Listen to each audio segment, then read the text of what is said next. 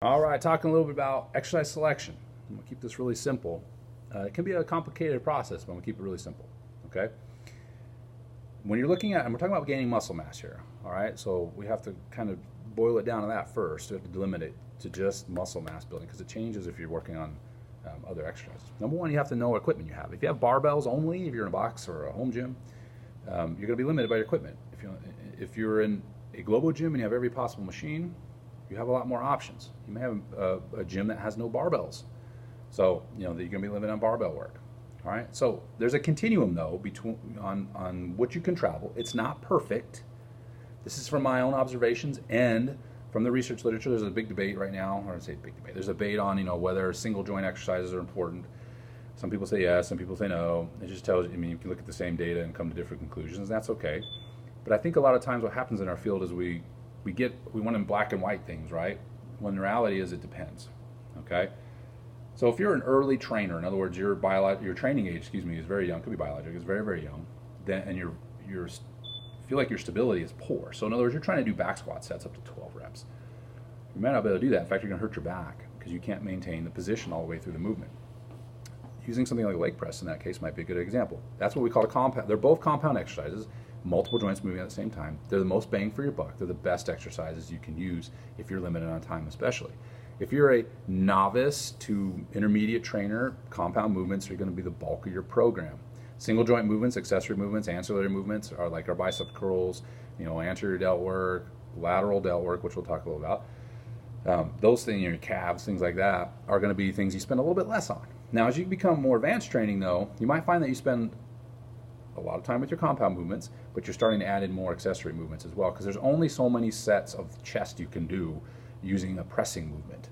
If you want to hit your chest specifically more, you're going to have your triceps and your anterior delt start to fry out before your chest does, potentially, depending on how your strength is and where your balances are.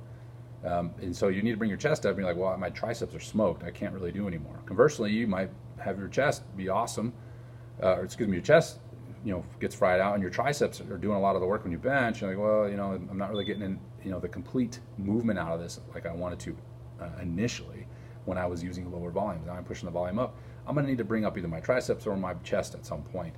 I'm going to need some ancillary work in order to do that. So, young training age, you might use a lot of machines. You might use a lot of cluster sets if you only have barbells. So instead of doing sets of 12, you might do, I know cluster rest pause sets are usually done in 2 rep blocks. But if you did them in a hypertrophy goal in mind, you could still do your sets of 10, but do 5 reps. If you're doing squat, rack it, rest for 30 seconds. Rest pause is usually like a 15 for hypertrophy. But we're not trying to kill ourselves. We're just trying to make sure we reset our technique enough to reach higher volumes with the same load. And so you take a rest for 30 seconds, unrack the bar, and do 5 more reps. There's your 10 reps. Okay? And you still were 2 from fail, and you still kept the load up over the 3 sets that you had to do with 10 repetitions. You just chunked them out. You gave yourself a rest period in between the set itself.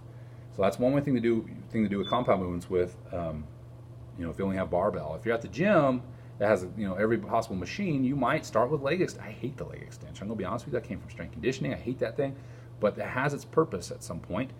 You might need to start there for quad development, then move to the leg press, then move to the squatting if you're not yet capable of hitting higher volumes. Remember, hypertrophy is about building a volume load.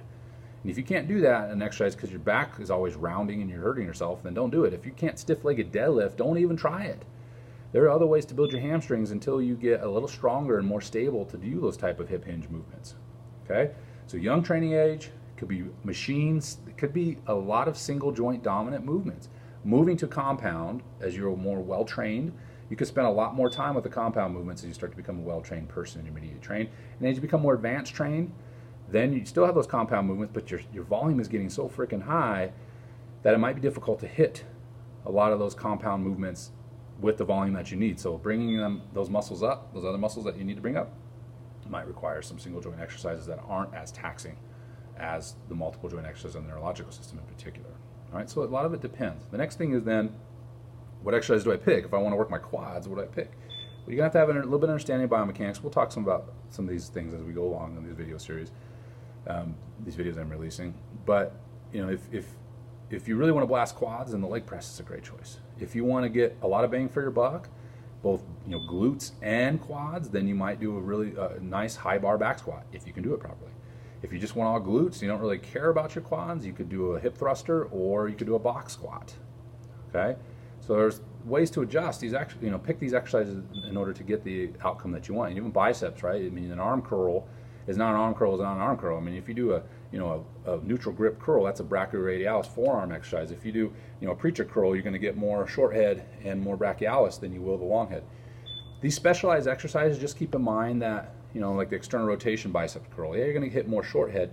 But if you just do a regular curl and load it up a lot more, do you get the same amount of short head activity? So if you're first starting out, or even with the single joint exercise, I would stick with the main exercise, like just a regular lat pull down. You don't have to do the specialized ones just yet.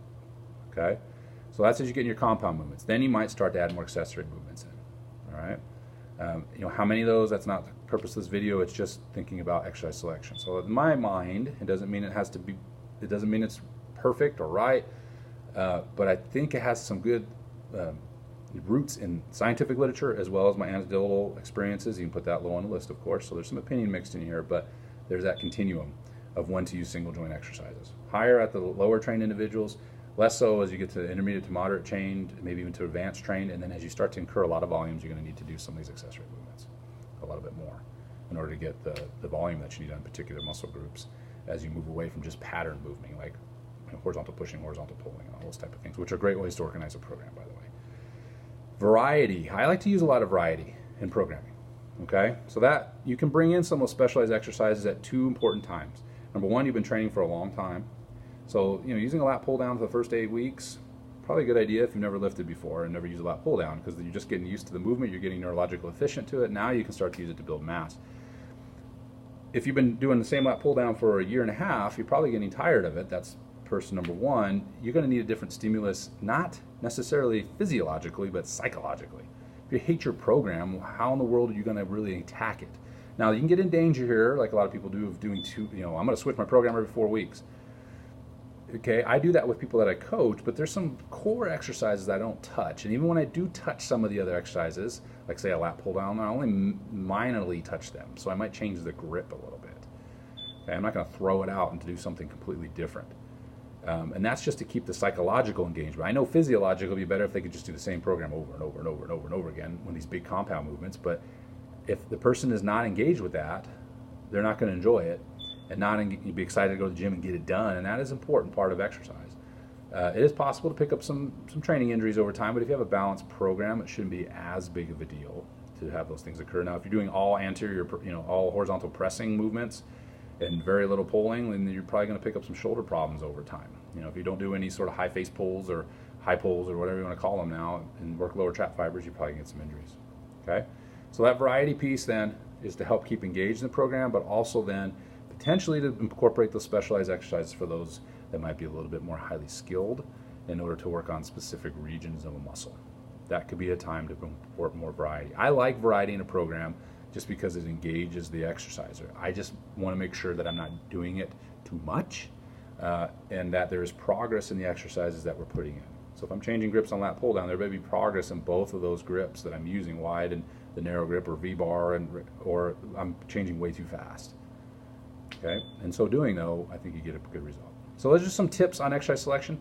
Not perfect. There's some side things like the lateral raise. You might always do side laterals in some capacity because the lateral head of the delt really doesn't get hit very much. Calves are another one that don't get hit as much as in the compound movement. So you might always have some of those exercises incorporated in your routine, even no matter what part of the continuum on. So my continuum isn't perfect, obviously.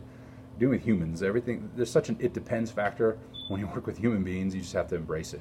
But it might give you an idea of where you're at. Like if I'm doing all single joint exercises and I'm a moderate to advanced training and I'm not doing enough compound movements. Maybe I've reached a point where my compound movements are so high in volume that I need some extra volume to get in my program, but I just can't do the compound movements anymore, or at least any more volume than I have. I'm having problems with grip, or I'm having problems with one muscle fatiguing before another one. Perhaps using some accessory exercises can help bring up the muscles that aren't getting hit as much, like the bench example. The triceps are frying before the benches. I might need to do some more chest work specifically in order to bring the chest up and get the volume it needs in order to keep growing if the triceps are limiting the pressing. All right, hopefully that's helpful. Again, I don't presume or assume that everything is going to be perfect for everybody. This is not a perfect continuum, but I think it's a place to start if you're trying to organize your training. I think it's not just opinion, it's on empirical evidence as well, but certainly there's some of my experience as a coach mixed in there, and I want to make sure that's very clear. The research literature is not going to give you all the answers, but it's where we need to start. And so anything I put out there, I want to make sure it's clear that when I'm talking about opinion versus talking about straight empirical evidence, this is an area I think where you have both, and this whole idea of the science and the art of coaching comes in, the science and the art of your own training. You have to, the empirical literature doesn't say turn your brain off. It's just the opposite. The research literature, the empirical evidence says turn your brain on. This is really interesting. Think about what you're doing and how this might apply to the training you're doing, how might you do it better. It's just the opposite. Okay, exercise selection. Make good choices.